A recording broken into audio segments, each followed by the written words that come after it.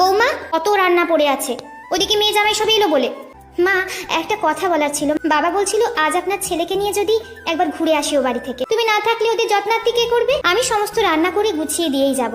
আমার কাছে আমার বাবা মা আমার জীবনের ফার্স্ট প্রায়োরিটি।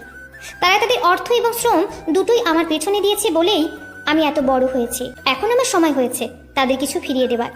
সন্তান হিসেবে এটা আমার কর্তব্য। আর এবাড়ির বউ হিসেবে যে কর্তব্যগুলো আছে সেগুলো, ওই তো একটা ছোট্ট স্কুলে বাচ্চাদের পড়াও। আমার ছেলের অগাধ টাকা দেখে গলায় ঝুলে পড়েছো। অনি, বাবা তুই আমাকে বৃদ্ধাশ্রমে রেখে আয়। কি?